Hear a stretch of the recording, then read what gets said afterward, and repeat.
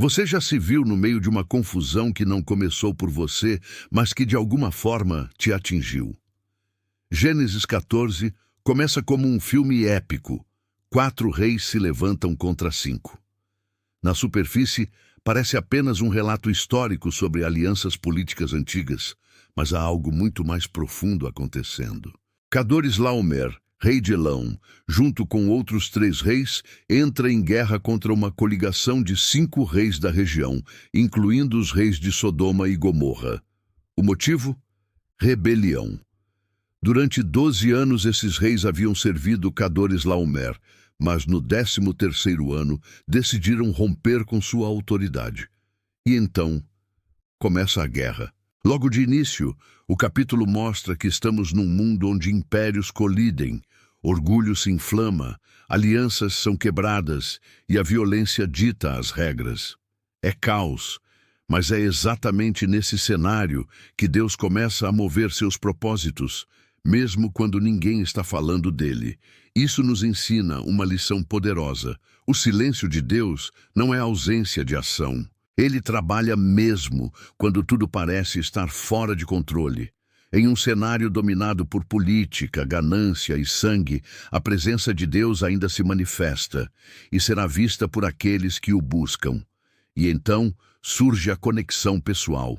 Ló, sobrinho de Abrão, está morando em Sodoma, uma das cidades envolvidas no conflito. Ou seja, a escolha que ele fez no capítulo anterior, Gênesis 13, agora está colocando sua vida em risco. Uma decisão baseada na aparência o colocou no meio de uma guerra que não era dele. Quantas vezes isso acontece conosco? Nos envolvemos com pessoas, ambientes ou negócios que pareciam vantajosos. E, de repente, estamos cercados por confusão, mesmo sem termos feito nada diretamente. O problema é que, quando nos aproximamos demais de Sodoma, acabamos colhendo o fruto da guerra dela. Esse início de capítulo é um alerta. Nem toda guerra é sua, mas suas escolhas determinam onde você estará quando ela começar. Vivemos dias em que alianças são quebradas com facilidade, lealdades são descartáveis. E as guerras, embora nem sempre físicas, são emocionais, espirituais, políticas ou sociais. Em meio a tudo isso, a pergunta é: você está do lado de quem? A guerra começou. Ló está no meio, e Deus está prestes a mostrar que mesmo num mundo em guerra, ele continua resgatando os seus. Você já percebeu que uma escolha mal orientada pode te levar mais longe do que imaginava e te prender onde nunca quis estar? É isso que acontece com Ló. O versículo 12 é seco e direto. Tomaram também a Ló, filho do irmão de Abrão, que morava em Sodoma, e os seus bens, e partiram. O jovem que escolheu a campina verdejante agora é prisioneiro de guerra. O homem que armou suas tendas perto de Sodoma agora vive lá, totalmente envolvido com a cidade. Aquilo que começou como um passo inocente em direção à prosperidade termina em escravidão. O texto revela que os reis conquistadores passaram por várias cidades até tomarem Sodoma e Gomorra. Saquearam tudo, bens, pessoas, Ló incluído. Ele agora é parte do espólio da guerra. Alguém que espiritualmente já estava preso, agora está literalmente cativo. Essa passagem traz uma verdade dura. As consequências das nossas escolhas nem sempre são imediatas, mas são inevitáveis. Ló não pecou diretamente aqui. Ele não fez nada errado naquele momento, mas a escolha anterior, morar em Sodoma, o colocou exatamente no caminho do desastre. Muita gente vive hoje como Ló, prisioneira de decisões do passado, relacionamentos errados, parcerias impensadas, ambições que os levaram para lugares bonitos por fora, mas perigosos por dentro, e quando a guerra chegou, não havia onde se esconder. Mas há um detalhe importante que não pode passar despercebido. Ló ainda era lembrado por alguém. Porque mesmo preso, mesmo morando em Sodoma, alguém ainda se importava com ele. E isso fará toda a diferença. Antes disso, vale refletir. Você tem ideia de onde suas decisões estão te levando? Está consciente da direção que sua vida tomou? Porque o caminho de Ló parecia promissor, até que ele se viu em grilhões. E essa história não é só sobre Ló, é sobre nós. Sobre como, às vezes, seguimos caminhos brilhantes sem perguntar a Deus. Sobre como, quando tudo desmorona, percebemos que estamos em territórios que nunca foram nossos. Mas a beleza dessa narrativa está por vir. Porque mesmo sem pedir ajuda, mesmo sem clamar, Ló será resgatado. E isso mostra a graça de Deus operando por meio de quem está atento. A guerra agora tem nome. A derrota chegou. E Ló é apenas uma peça no tabuleiro, mas Deus está preparando um livramento. Porque mesmo os que tomam decisões erradas, ainda podem ser alcançados pela fidelidade de alguém que vive em aliança com o céu. Às vezes, tudo que Deus precisa para mudar o rumo de uma guerra é de alguém disposto a agir em silêncio, com fé e coragem. Quando Ló é levado como prisioneiro, ninguém clama, ninguém tenta resgatar, exceto um homem, Abrão. O versículo 13 nos apresenta um personagem discreto. Veio um que escapara e o contou a Abrão, o hebreu. Essa expressão, o hebreu, aparece pela primeira vez aqui, e é mais que um detalhe. É um marco de identidade. Hebreu vem da raiz Eber, que significa o que atravessa o que vem do outro lado. Abrão é, literalmente, o homem que vive em outro nível, fora do sistema de Sodoma, fora da lógica das alianças humanas. Ele vive pela fé. E quando Abrão ouve que seu sobrinho foi capturado, ele não hesita.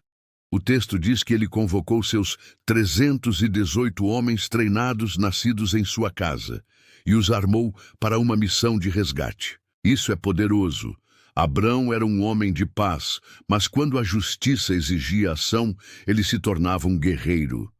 Aqui aprendemos que fé não é passividade. Fé é disposição para agir quando Deus nos move, mesmo quando a batalha não foi causada por nós. Abrão poderia ter dito, Ló escolheu isso, agora arque com as consequências. Mas ele não fez isso, ele se levantou, porque alianças espirituais falam mais alto do que erros humanos. É interessante que Abrão não pede permissão a ninguém. Ele não convoca reis, não procura apoio de vizinhos. Ele age com o que tem, sua casa, seus homens, sua fé. E isso é suficiente. Essa atitude nos ensina que existem batalhas que Deus vai te chamar para lutar, mesmo que não sejam suas, mas porque alguém que você ama está preso nelas. Pode ser um filho em crise, um amigo afastado, um familiar em pecado. O guerreiro espiritual não espera que peçam ajuda. Ele ouve, discerne e entra em ação. Mais impressionante ainda, os homens que Abrão levou eram nascidos em sua casa e treinados. Isso significa que Abrão, mesmo sendo homem de fé e adoração, era também um formador de guerreiros. Ele não esperava a guerra chegar para se preparar. Ele vivia em prontidão. Hoje, somos chamados a isso. Não basta orar, precisamos estar prontos, treinar nossa casa, ensinar nossos filhos, preparar nossa fé. Porque o dia da batalha pode chegar sem aviso, e quando ele vier, Deus buscará os que estão em aliança e preparados. Abrão mostra que fé e coragem andam juntas, que o amor não se omite, e que mesmo quando o outro erra, a aliança fala mais alto. E agora o improvável acontece. Um pastor com 318 homens vai enfrentar reis e exércitos, e algo sobrenatural está prestes a acontecer. Quando você anda com Deus, até uma batalha desigual pode se tornar uma vitória certa. Abrão sai com seus 318 homens contra 4 reis e seus exércitos, uma missão suicida aos olhos humanos. Mas há algo que os exércitos não tinham, a bênção de Deus. O versículo 15 diz que Abrão divide seus homens à noite, ataca de surpresa e os derrota. O texto não descreve uma guerra longa, nem heróis com espadas flamejantes. A vitória é objetiva, rápida e completa. Abrão persegue os inimigos até Robá, ao norte de Damasco, e recupera tudo, os bens, as pessoas e, principalmente, Ló. Essa parte do texto é uma aula de como Deus honra quem vive em aliança. Abrão não era rei, não era guerreiro, não era treinado para batalhas, mas ele tinha algo que nenhum dos reis envolvidos possuía: intimidade com o Altíssimo. A estratégia de Abrão, atacar à noite, dividir os homens, surpreender, revela que ele usou sabedoria. Fé não é fanatismo. Ele confiava em Deus, mas também planejou. Isso nos ensina que fé e inteligência caminham juntas. Orar não anula o planejamento. Confiar não elimina a responsabilidade. E o mais marcante, Abrão não buscava glória. Ele foi por causa de Ló. E quando venceu, ele não se vangloriou nem se proclamou herói. Ele apenas resgatou. Isso é tão poderoso. Em um mundo onde as pessoas agem por reconhecimento, Abrão nos lembra que os verdadeiros heróis são aqueles que agem por amor e desaparecem depois que cumprem sua missão. Gênesis 14:16 diz: tornou a trazer todos os bens e também a Ló, seu sobrinho, os bens dele, as mulheres e o povo. Tudo o que havia sido perdido foi restaurado, não pela força de um império, mas pela fé de um homem. Hoje muitos estão como Ló, longe de casa, presos por suas próprias escolhas, vivendo consequências. Mas talvez ao redor exista um Abrão, alguém que decidiu viver em aliança, que se manteve separado do sistema e que está pronto para lutar pelos seus. E talvez essa seja a sua missão: resgatar alguém, orar por quem não ora mais, clamar por quem se calou, lutar por quem não tem mais forças. Você pode ser a ponte entre a prisão e o resgate, entre a derrota e a restauração. Porque quando a aliança fala mais alto que o orgulho, o céu luta junto. A vitória chegou. Ló foi libertado.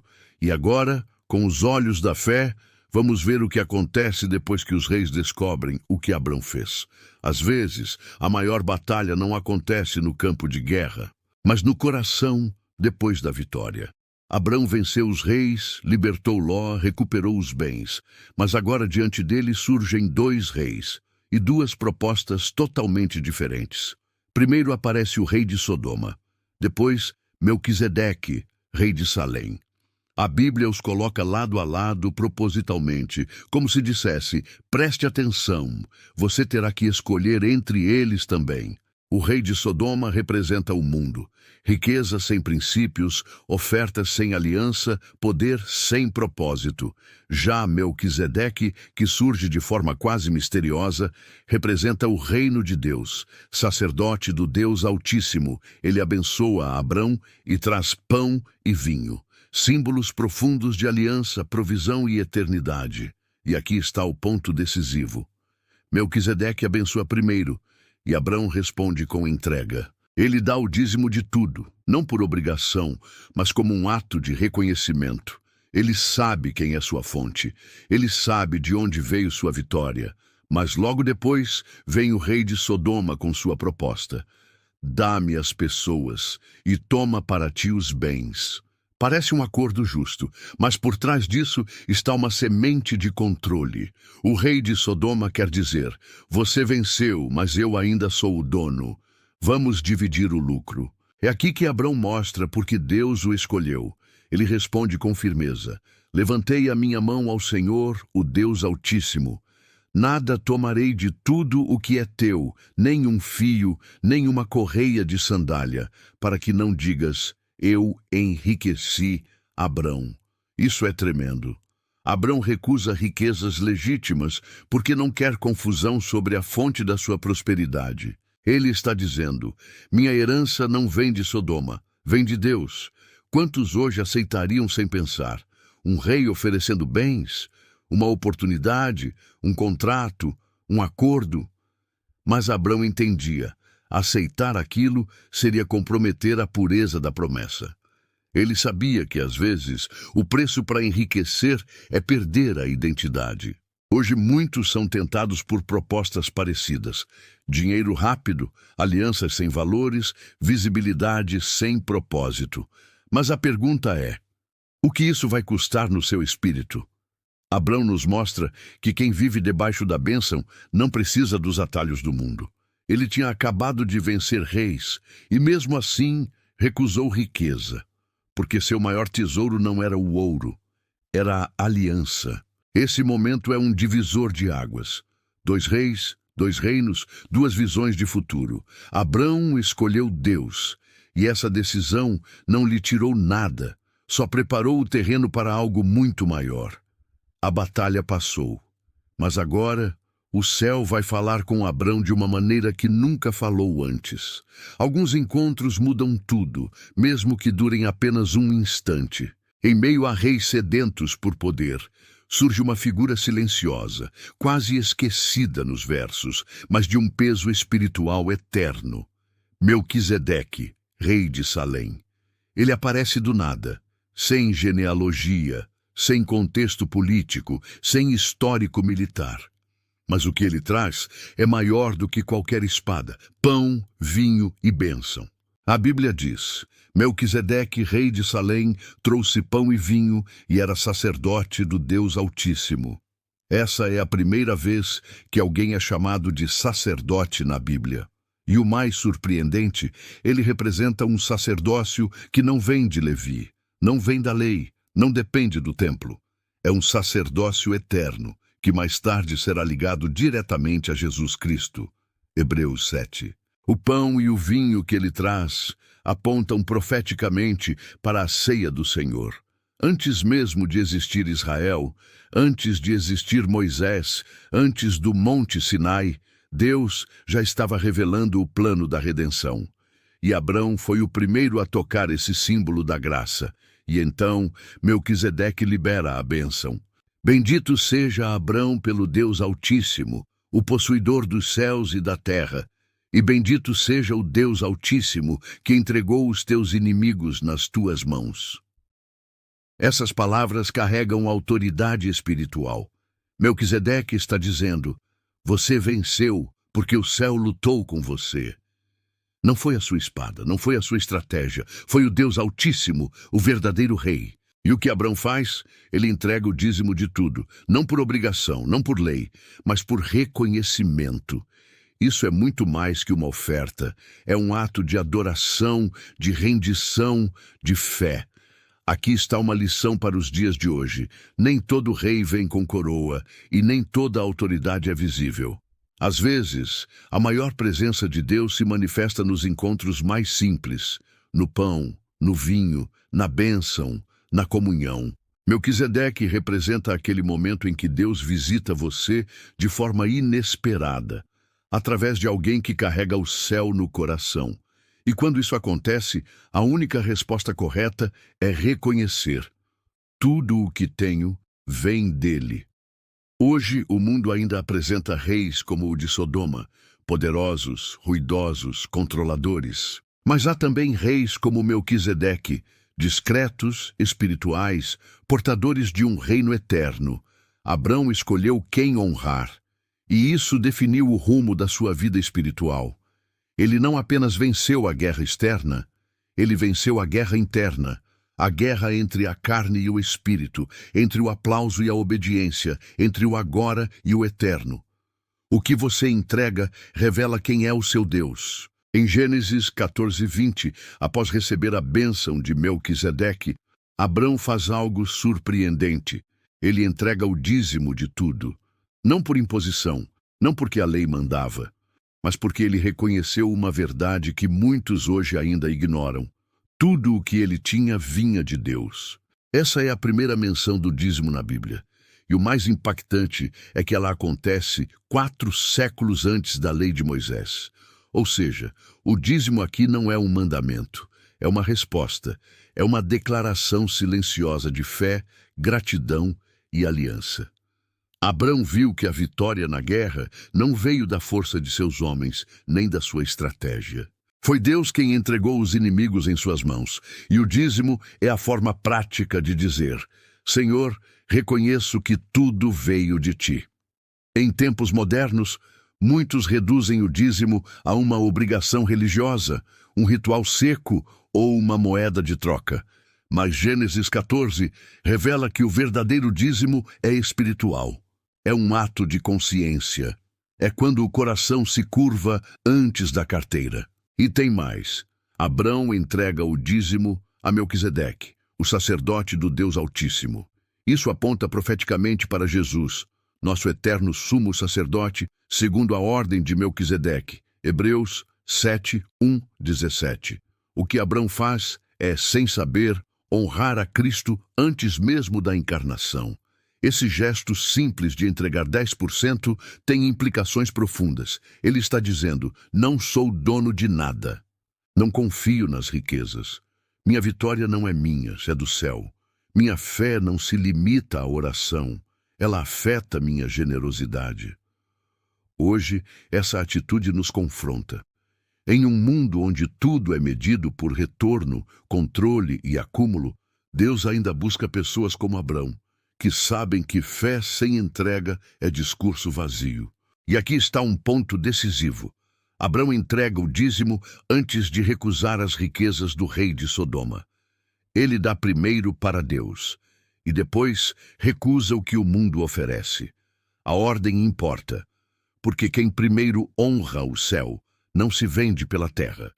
Esse ato aparentemente simples, escondido no meio de uma guerra e de 2 reis, mostra uma alma madura, uma fé prática, uma teologia que não depende de livros, mas de revelação, e uma confiança que Deus vê e recompensa.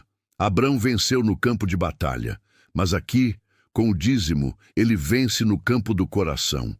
E essa é a vitória que sustenta todas as outras. Você tem coragem de recusar algo grande só para manter sua integridade? Depois de uma vitória impressionante, Abrão é abordado pelo rei de Sodoma com uma proposta tentadora. Fica com os bens para ti e me dá apenas as pessoas. Parece generoso, parece até justo. Abrão arriscou a vida, libertou a cidade, resgatou os bens. Quem o culparia por aceitar? Mas o que está por trás da oferta do rei de Sodoma não é recompensa. É reivindicação de glória. Ele quer ter o direito de dizer: Abrão ficou rico porque eu o recompensei.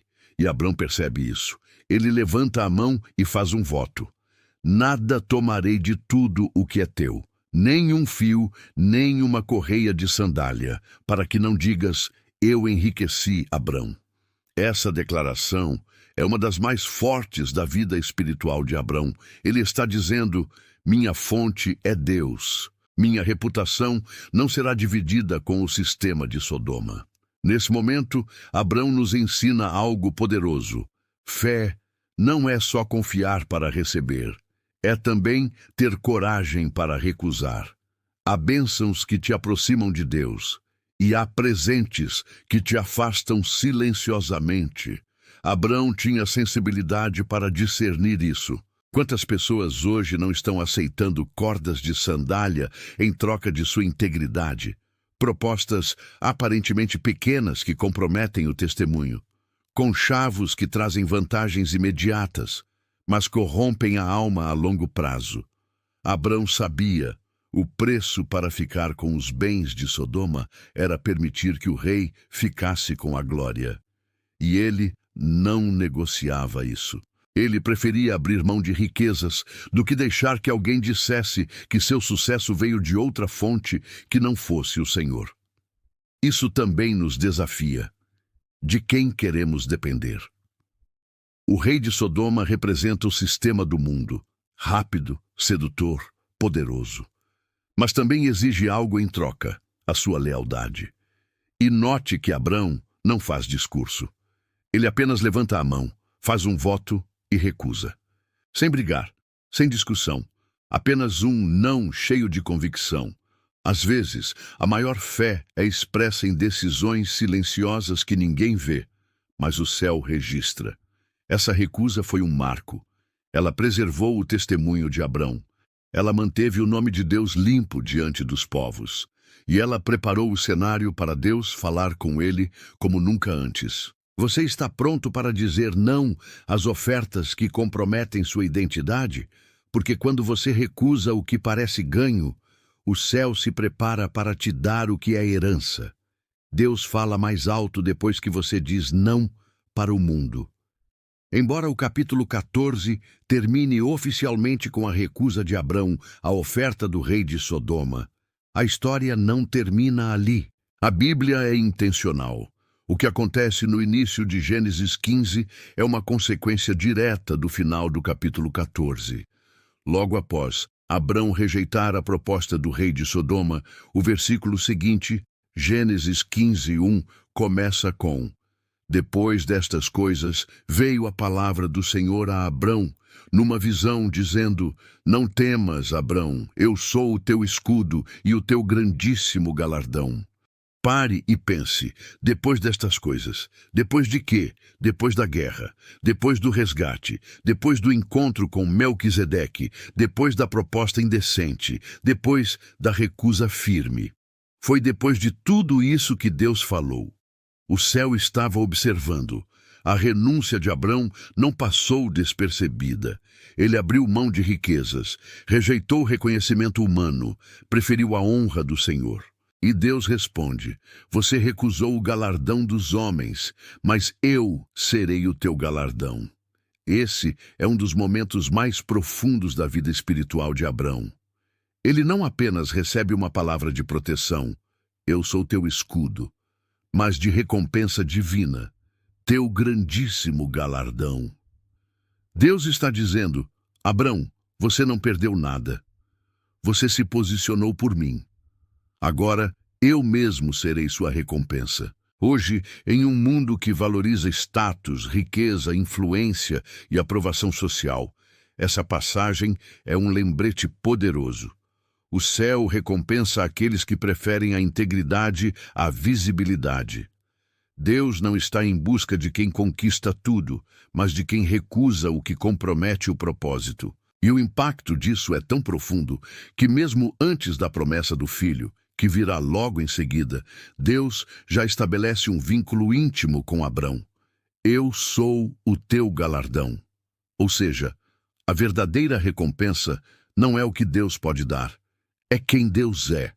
Essa é a fé madura, aquela que prefere o invisível eterno ao visível passageiro, aquela que diz não ao que brilha, porque conhece a luz verdadeira. Abrão mostrou que sua aliança com Deus não era negociável, e por isso o céu o abraçou. Se você sente que perdeu algo por se manter firme, saiba, Deus viu. E quando o mundo pensa que você ficou de mãos vazias, o céu se manifesta dizendo: Eu sou o seu tudo. Gênesis 14 termina como começou, sem alarde, mas com revelações poderosas. Abrão não constrói monumentos, não se exalta como guerreiro, não escreve sua própria glória. Ele simplesmente volta ao seu lugar, fiel, íntegro e pronto para continuar ouvindo a voz de Deus. Esse capítulo nos ensinou que os verdadeiros heróis da fé não são os que mais conquistam, mas os que mais obedecem. Abrão entrou em uma guerra por causa de outro, arriscou tudo sem esperar nada. Recusou recompensas que qualquer outro aceitaria. E ainda assim, permaneceu em paz, como alguém que já tinha tudo, porque de fato ele tinha Deus. Enquanto os reis voltam para seus tronos, Abrão volta para o altar. Enquanto Sodoma se reconstrói, Abrão fortalece sua comunhão. E enquanto o mundo segue dividido por guerras, alianças e jogos de poder, um homem caminha em silêncio com o Criador. Esse é o legado de Gênesis 14, que você pode viver no mundo sem se contaminar com o sistema, que é possível vencer batalhas sem se esquecer de onde vem sua força, que fé de verdade não se mede pelo que você conquista, mas pelo que você recusa para manter sua aliança com Deus. Abrão não precisou gritar que era justo, não precisou provar que era abençoado. Ele apenas confiou, agiu com sabedoria e deixou que a fidelidade falasse por si. E por isso foi chamado amigo de Deus. E agora a pergunta é: quem você quer ser nessa história? Um rei de Sodoma, oferecendo o que o mundo valoriza? Um Ló, colhendo as consequências de escolhas frágeis?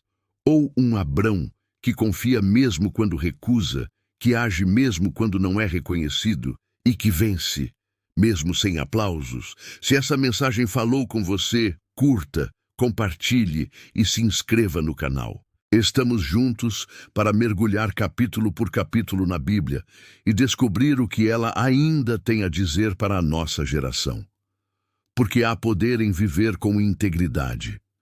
E há recompensas que só o céu pode dar.